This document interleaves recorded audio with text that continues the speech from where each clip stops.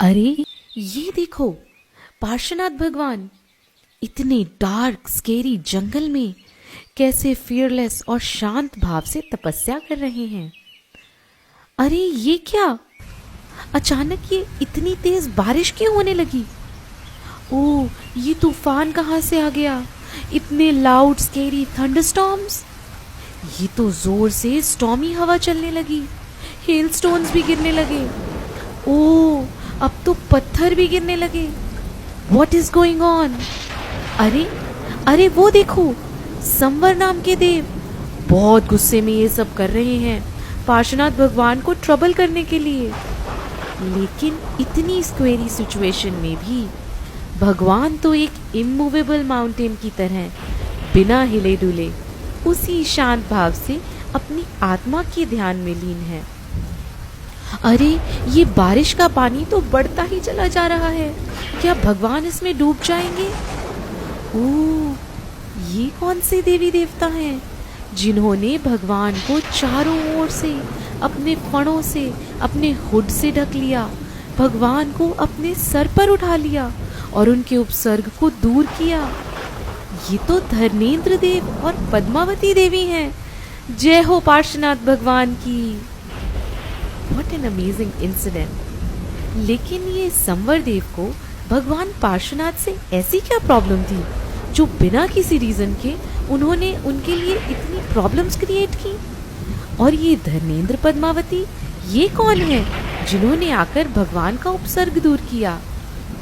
इन सब बातों को जानने के लिए चलो जानते हैं भगवान पार्श्वनाथ की प्रीवियस बर्थ्स की कहानी।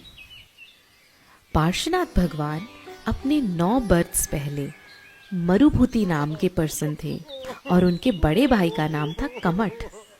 कमठ ने एक दिन बहुत गुस्से में अपने भाई मरुभूति को एक बहुत बड़े पत्थर से मार दिया और वो पत्थर इतनी जोर से लगा कि मरुभूति के प्राण ही निकल गए।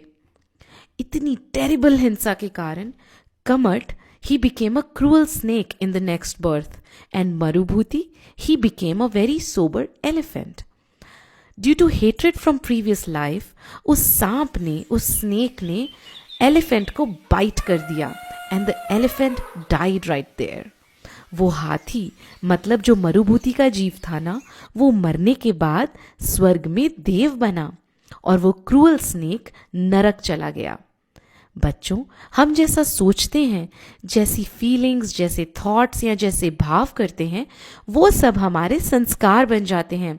It becomes our instinct and our habits, जो कि हर लाइफ में हमें इन्फ्लुएंस करती हैं।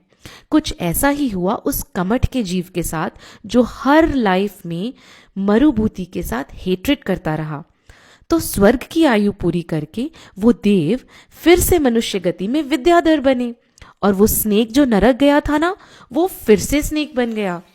विद्याधर जब मुनि बनकर तपस्या कर रहे थे जंगल में, तो उस क्रूअल स्नेक ने उन्हें स्वॉलो कर लिया, निगल लिया। विद्याधर जो थे वो शांत भावों से मरकर जिनेंद्र देव की भक्ति करने वाले देव बने और वो जो क्रूअल स्नेक था वो फिर से नरक गया। अपनी देव आयु पूरी करके मरुभूति फिर क्या बने? वो बने चक्रवर्ती राजा वज्रनाभि। और वो जो कमठ का जीव था जो नरक गया था, वो बन गया एक भील जो कि जंगल में रहता था। अब इस लाइफ में भी राजा वज्रनाभि बहुत भक्ति करते थे और एक दिन उन्होंने मुनि दीक्षा ले ली।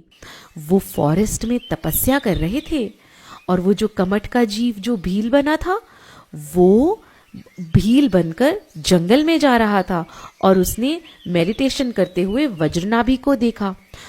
देखते ही उसे बहुत गुस्सा आया और सोचो, बिना बात के उस भील ने तीरों से उस मुनि महाराज को घायल कर दिया। मुनि महाराज शांत रहे और उन्होंने समता से समाधि मरण किया।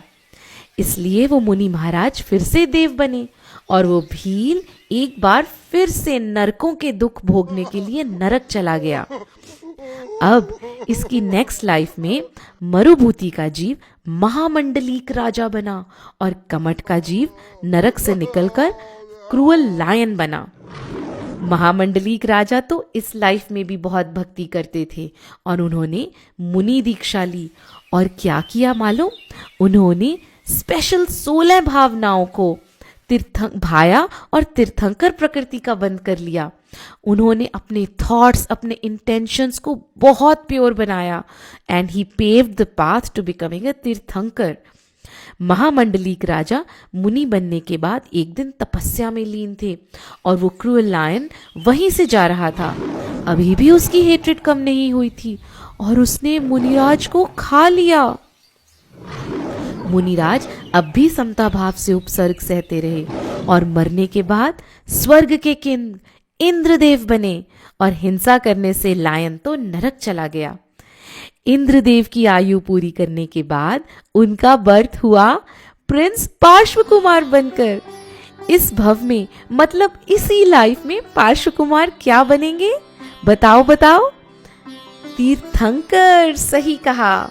And on the other side Kamath का जीव बन गया एक फ्रॉड तापसी, मतलब फेक तपस्या करने वाला। एक दिन प्रिंस पार्श्व कुमार अपने फ्रेंड्स के साथ कहीं जा रहे थे तो उन्होंने देखा कि ये तापसी पंचाग्नि तप कर रहा है, मतलब 5 डिफरेंट प्लेसेस पर फायर जलाकर यज्ञ कर रहा है। पार्श्व कुमार को एक स्पेशल नॉलेज थी, अविधि ज्ञान, और उन्होंने उस ज्ञान से जाना कि जिस फायरवुड को वो तापसी यूज कर रहा है जलाने के लिए, उसमें तो नाग नागिन जल रहे हैं। दयालु और जीवों की रक्षा करने वाले पार्श्व कुमार ने तापसी से कहा कि प्लीज वो लकड़ी को ना जलाए क्योंकि उसमें तो नाग और नागिन का जोड़ा है जो जल रहा है। लेकिन तापसी ने उनकी बात नहीं मानी और बहुत गुस्सा करने लगा। पार्श्व कुमार के रिक्वेस्ट करने पर भी तापसी नहीं माना और उसने गुस्से में अपनी एक्स लेकर उस लकड़ी को ही कट कर दिया और बोला, बताओ कहाँ है इसमें नाग नागिन? और उस वुड में से घायल, इंजर्ड, छटपटाते नाग और नागिन का पैर निकला। नाग और नागिन को मरता हुआ देखकर पार्श्व कुमार ने उन्हें नमोकार मंत्र सुनाया। नमोकार मंत्र सुनते हुए नाग नागिन मरकर धर्मेंद्र और पद्मावती नाम के देव और देवी बने और वो तापसी अपनी नेक्स्ट लाइफ में संवर नाम का ज्योतिष देव बना। पार्श्व कुमार ने बहुत से जीवों की रक्षा की, उनका कल्याण किया और आगे चलकर उन्हें संसार से वैराग्य हो गया। वो मुनि बन गए। एक बार मुनि पार्श्व कुमार फॉरेस्ट में ध्यान मग्न होकर तपस्या कर रहे थे। तभी वहां से संवर देव आकाश मार्ग से जा रहा था। पार्श्व कुमार को तपस्या करते देखकर उसे पिछले बर्थ की हेट्रेड याद आ गई और उसने गुस्से में पार्श्वनाथ भगवान पर बहुत उपसर्ग किया।